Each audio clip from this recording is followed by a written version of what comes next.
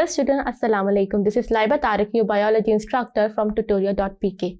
Today we are doing a brief overview of your chapter 5, that is the acellular life. अगर हम living things and non-living things को देखें तो उनके दरमियान हमें clear फर्क पता चलता है. For example, living things can grow but non-living thing cannot grow. लेकिन जैसे ही हम viruses को देखते हैं, they are a bit confusing because they can't grow but they have a genetic material. So scientists consider the viruses as a bridge between the living things and the non-living things. Viruses are defined as the infected material that typically consists of a nucleic acid that is surrounded by a protein coat, and it is so small that it can not seen by a light microscope, and they have the ability to multiply within the living cell that is called the host. अब हम बात करते हैं viruses की discovery को. सबसे पहले Charles Chamberlain ने जो था वो वायरस के रेबीज के कॉजेटिव एजेंट को फिल्टर किया था, और फिर उसके बाद इवान विस्की जो कि रशियन बॉटनिस्ट था, उसने प्लांट सेल यानी कि प्लांट वायरसेस जो कि ट्यूबर मोज़ैक वायरस था उसको फिल्टर किया. एंड देन 1900 में इसी तरह के कई सब्सटेंसेस को हम लोगों ने फिल्टर कर लिया था. लेकिन फाइनली 1935 में W.M. स्टैनले ने जो था वो मोज़ैक वायरस को फिल्टर किया और क्रिस्टलाइज किया. ये तो थी वायरस की डिस्कवरी की बात. किसी भी चीज की डिस्कवरी के बाद साइंटिस्ट उसके कैरेक्टर्स को स्टडी करते हैं, इसीलिए हम भी वायरस के जनरल कैरेक्टर्स को स्टडी करते हैं. As I have told you कि वायरसेस जो है वो both living and non living characters को पोजेस करते हैं. फॉर एग्जाम्पल, वो ग्रो नहीं करते, बिल्कुल इस एक प्लांट की तरह वो टेबल पे पड़े रहेंगे और वो चेंज नहीं होंगे, रिस्पायर नहीं करेंगे. लेकिन जैसे ही ये लिविंग बॉडी के अंदर एंटर होंगे, ये मल्टीप्लाई करेंगे और ये उस मशीनरी को हाईजैक कर लेंगे, यानी कि सेल के अंदर एंटर होने के बाद वो होस्ट की मशीनरी को यूज करेंगे टू मल्टीप्लाई, और फिर ये बैक्टीरिया सेल्स की तरह डिस्ट्रॉय हो सकते हैं बाय द अल्ट्रावायलेट रेडिएशन. अब हम बात करते हैं वायरस के स्ट्रक्चर्स की. All viruses are consist of the following two components. Core, जिसके अंदर जीनोम होता है और एंजाइम्स होते हैं. फिर आता है कोट, जो कि कैप्सिड होता है, एनवेलप होता है और ग्लाइकोस्पाइक्स होती हैं. अगर आप इस डायग्राम को देखें तो इसके अंदर जो सबसे पहले चीज आपको नजर आएगी वो होगी जीनोम, और इस केस में डीएनए जो है वो इसका जीनोम है. फिर उसके बाद आते हैं इसके न्यूक्लियोकैप्सिड जो कि जीनोम को सराउंड करें, और ये कैप्सोमियर से बने हुए. फिर आते हैं हमारे पास ग्लाइकोप्रोटीन्स जो कि इसकी स्पाइक्स हैं, और ये होस्ट सेल के साथ अटैचमेंट में हेल्प करती हैं. और आखिर में हमारे पास आते हैं लिपोप्रोटीन एनवेलप जो कि इसके प्लांट्स के आउटर कवरिंग होती है और वो हेल्प करते हैं इसकी प्रोटेक्शन में. ये तो थे वायरस की जनरल स्ट्रक्चर. अब हम 3 वायरसेस को एज अ मॉडल स्टडी करते हैं. इनमें सबसे पहला है बैक्टीरियोफेज, फ्लू वायरस और HIV. इस सब के स्ट्रक्चर्स को हम ब्रीफली डिस्कस करते हैं. पहले बात करते हैं बैक्टीरियोफेज वायरस की. ये वो वायरस होता है जो कि बैक्टीरिया पे अटैक करते हैं. अगर हम बैक्टीरियोफेज के स्ट्रक्चर को देखें तो सबसे पहले हमें इसका हेड नजर आता है. That is consist of the capsid. इस कैप्सिड में इसका जीनोम होता है, और फिर इस कैप्सिड को होल्ड करती है पूरी बॉडी के साथ नेक. एंड देन उसके एंड में हमारे पास जो है वो टेल आती है, और उसके एंड पे बेस प्लेट और टेल फाइबर्स अटैच. फिर बात आती है इन्फ्लुएंजा वायरस की. इन्फ्लुएंजा वायरस वो वायरस होता है जो कि ह्यूमंस के अंदर रिस्पायरेटरी डिसऑर्डर कॉज करता है. इसके स्ट्रक्चर के अंदर हमारे पास है RNA, एनवेलप जो कि लिपिड से बना हुआ है, और आखिर में होता है हमारे पास स्पाइक्स जो कि ग्लाइकोप्रोटीन से बनी हुई. एंड में हमारे पास है HIV यानी कि ह्यूमन इम्यूनो डेफिशिएंसी वायरस. ये वो वायरस होता है जो कि ह्यूमंस के लिम्फोसाइट सेल्स को अटैक करता है, जिसकी वजह से ह्यूमंस के अंदर इम्यूनिटी बिल्कुल खत्म हो जाती है. इसके स्ट्रक्चर में सबसे पहले है मैट्रिक्स, फिर आता है RNA, then we have the transferase enzyme, और आखिर में हमारे पास लिपिड एनवेलप है. अब हम बात करते हैं वायरस की क्लासिफिकेशन की. As the viruses are non living thing, तो साइंटिस्ट जो है वो different method of classification use करते हैं. Viruses are classified in several ways, जैसे इनके कोर कंटेंट में क्या है, इनका कैप्सिड कैसा है, और इनके आउटर एनवेलप है या नहीं. इसी तरह, और जब वो होस्ट सेल में जाता है तो वो किस होस्ट सेल को चूज करता है फॉर मल्टीप्लाइंग. आपके बुक में 3 वेज की क्लासिफिकेशन गिवन है.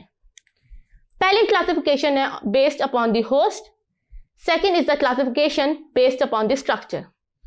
उसमें है based on the basis of genome and on the basis of capsid. सबसे पहले बात करते हैं classification based upon the host. जैसे कि नाम इंडिकेट कर रहा है कि वायरस की क्लासिफिकेशन इस बेसिस पे होती है कि वो किस ऑर्गेनिज्म पे अटैक करते हैं।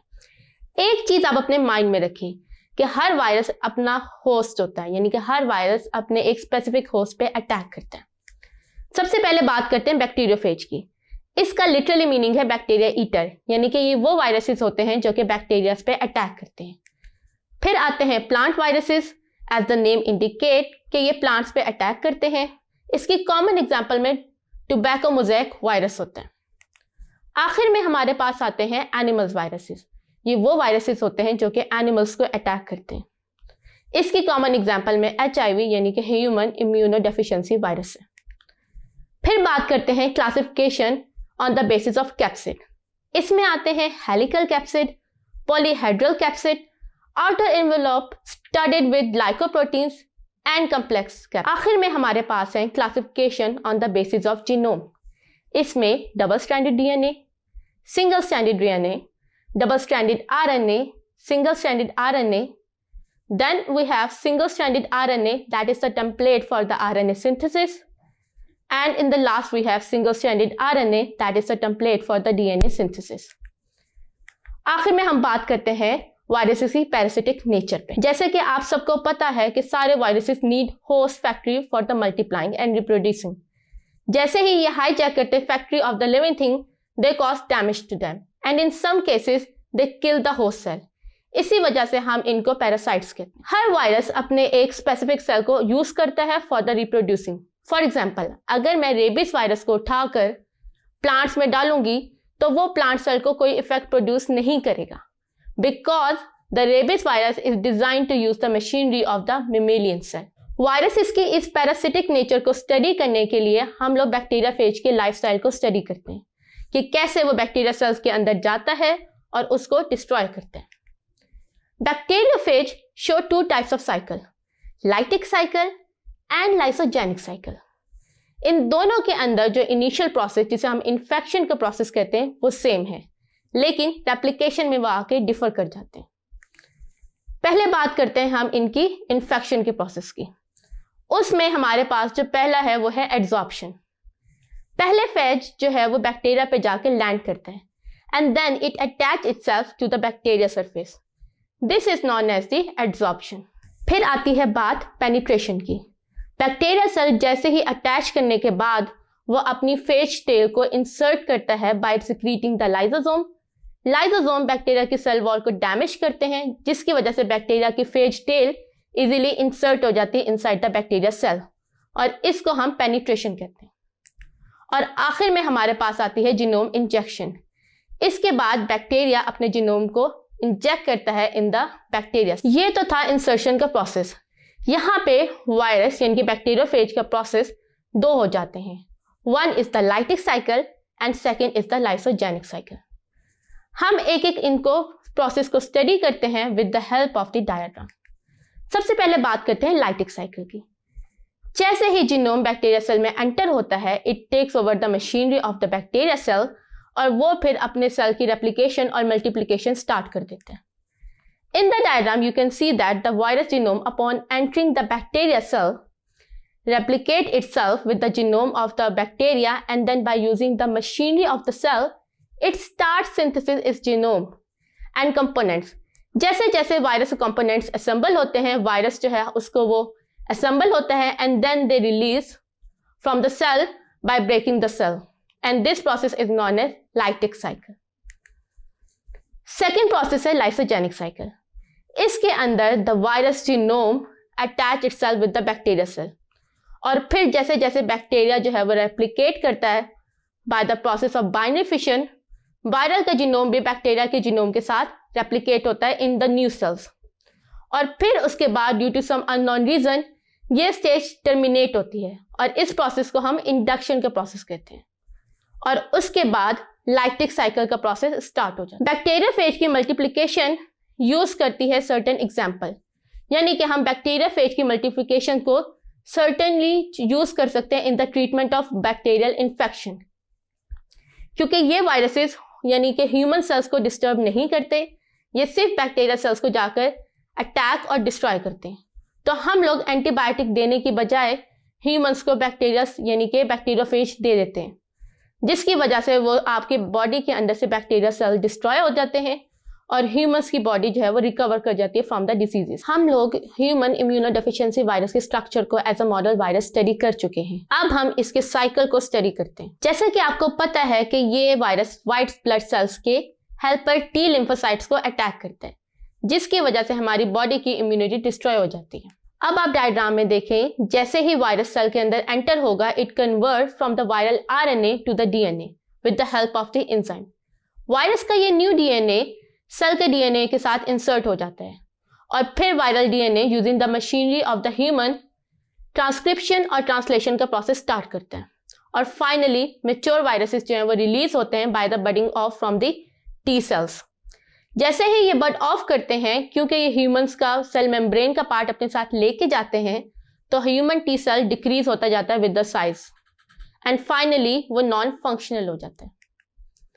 अब हम बात करते हैं एड्स के सिम्टम्स की।